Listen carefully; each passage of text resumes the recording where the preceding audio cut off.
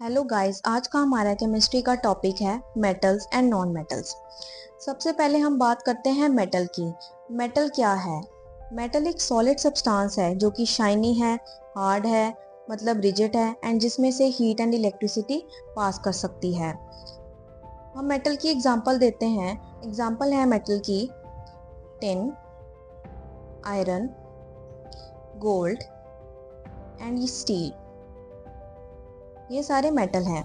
On the other hand हम non metal की बात करते हैं। नॉन मेटल क्या है? नॉन मेटल वो है जो कि मेटेलिक प्रॉपर्टी लैक करता है, मीन्स ये मेटल से बिल्कुल अपोजिट है। एग्जाम्पल क्या है?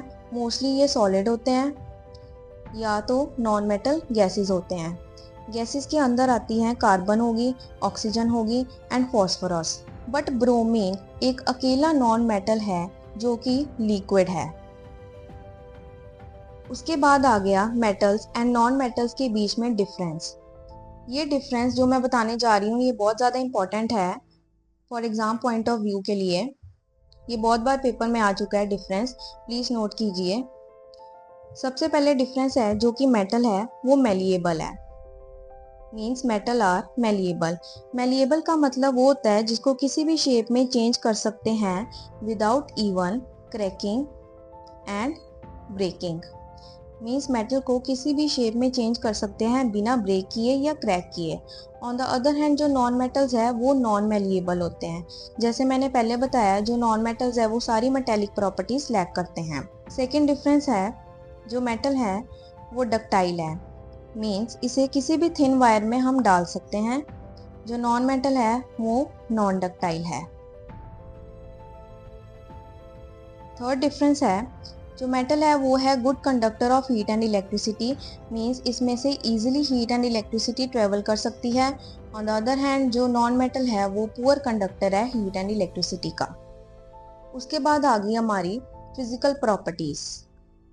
फिजिकल प्रॉपर्टीज कौन सी प्रॉपर्टी है?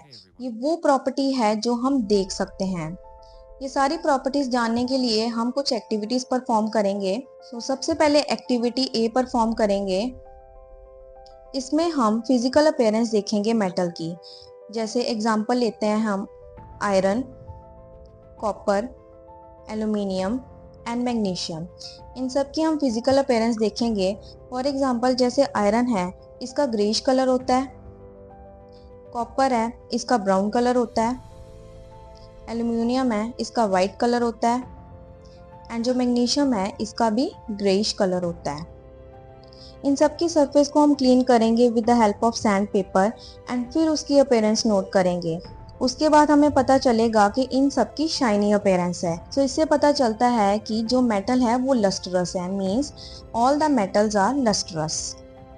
सो इससे पता चलता है कि all metals are lustrous, means metal lustrous होते हैं।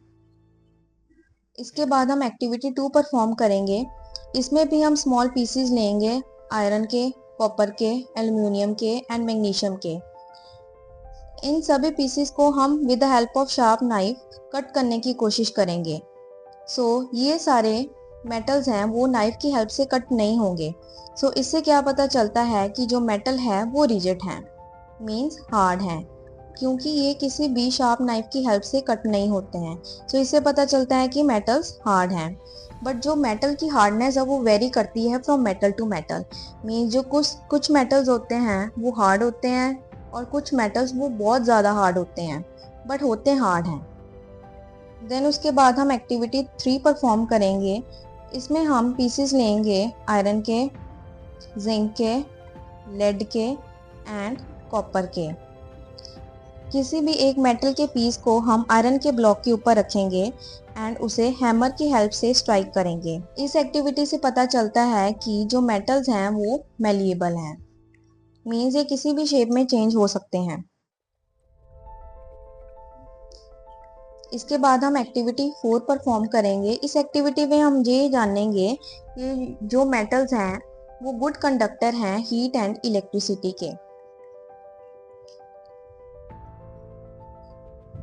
सबसे पहले हम ये स्टैंड लेंगे, इसके ऊपर ये क्लैंप अटैच करेंगे क्लैंप की हेल्प से हम एक मेटल वायर अटैच करेंगे। ये जो है ये है मेटल वायर। इसके एंड पे हम पिन अटैच करेंगे। पिन एक वैक्स की हेल्प से अटैच करेंगे एंड नीचे से हम हीट पास करेंगे बर्नर की हेल्प से।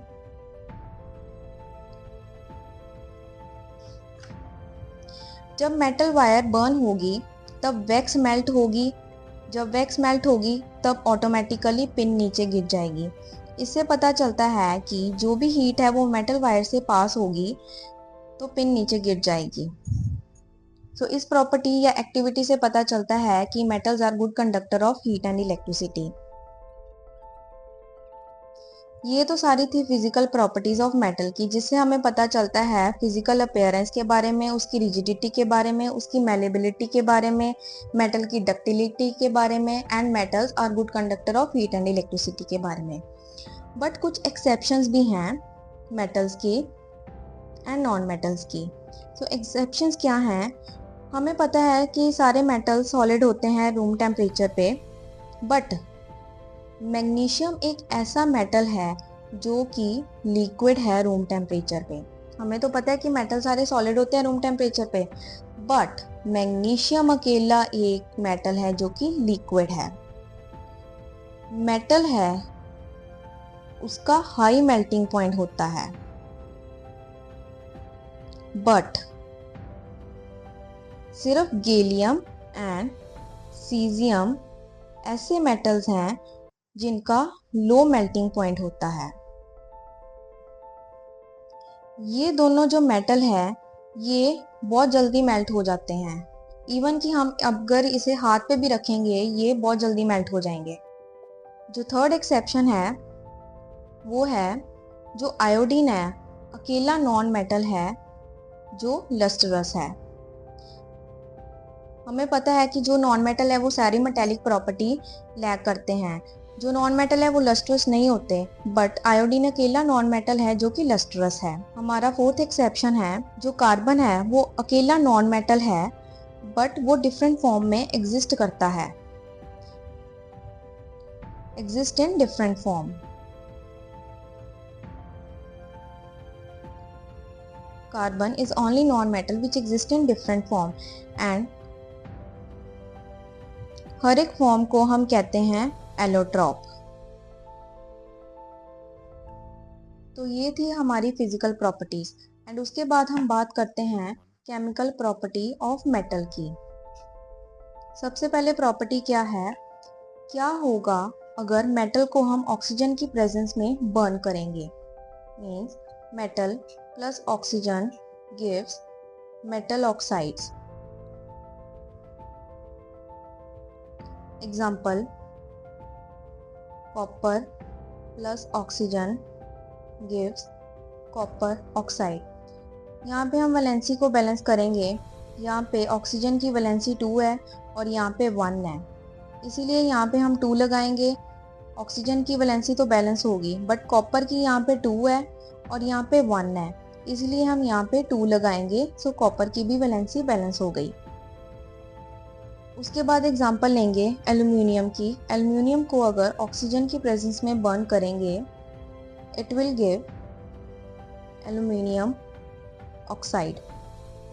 फिर से वैलेंसी को बैलेंस करेंगे। ऑक्सीजन की यहाँ पे वैलेंसी 2 है और यहाँ पे 3 है, तो यहाँ पे अगर हम 3 लिख देंगे तो 3 2 6, ऑक्सीजन की वैलेंसी 6 हो गई। और यहाँ पे अगर हम 2 लिख देंगे फिर से 3 2 6, ऑक्सीजन की वैलेंसी 6 होगी, दोनों तरफ बैलेंस होगी। और यहाँ पे एल्यूमिनियम की 2 2 4 होगी वैलेंसी और यहाँ पे 1 है, इसलिए हम यहाँ पे 4 लगाएंगे। सो सबकी वैलेंसी बैलेंस हो गई। जो भी मेटल ऑक्साइड है इन सब का बेसिक नेचर होता है, बट कुछ मेटल ऑक्साइड ऐसे हैं जैसे कि एल्यूमिनियम ऑक्साइड हो गया एंड जिंक ऑक्साइड हो गया, ये basic as well as acidic nature भी शो करते हैं। So metal oxide plus acid as well as base gives salt and water. ये याद रख लेना, ये इम्पॉर्टेंट है। मीन्स अगर मेटल ऑक्साइड को एसिड या बेस में डिसॉल्व करेंगे तो हमें मिलेगा सॉल्ट एंड वाटर, एंड इसको हम एटमॉस्फेरिक ऑक्साइड्स भी कहते हैं, also known as atmospheric oxides. Example, aluminium oxide means एक मेटेलिक ऑक्साइड है। इसे हम एसिड में डिसॉल्व करेंगे, ये हमें देगा सॉल्ट यानी कि एल्यूमिनियम क्लोराइड एंड वाटर। फिर से हम वैलेंसी को बैलेंस करेंगे। यहाँ पे एल्यूमिनियम की वैलेंसी 2 है और यहाँ पे 1 है, इसलिए हम यहाँ पे 2 लगाएंगे। क्लोरीन की वैलेंसी यहाँ पे 6 होगी और यहाँ पे 1 है, इसलिए यहाँ पे हम 6 लगाएंगे। हाइड्रोजन की भी यहाँ पे 6 होगी, पर यहाँ पे तो 2 है हाइड्रोजन की, इसलिए हम इसे 6 करने के लिए यहाँ पे 3 लगाएंगे, ताकि 3 2 6 हो जाए और हाइड्रोजन की भी वैलेंसी 6 हो जाए। हमारी नेक्स्ट प्रॉपर्टी है what happens when metal react with water. क्या होगा जब मेटल वाटर में रिएक्ट होगा? Metal plus water give metal oxide plus hydrogen. हमें पता था कि जब मेटल को ऑक्सीजन में डिसॉल्व करते हैं तब अकेला मेटल ऑक्साइड मिलता है, बट अगर मेटल को वाटर की प्रेजेंस में डिसॉल्व करते हैं तब साथ में हाइड्रोजन भी रिलीज होता है। And metal oxide plus water give metal hydroxide.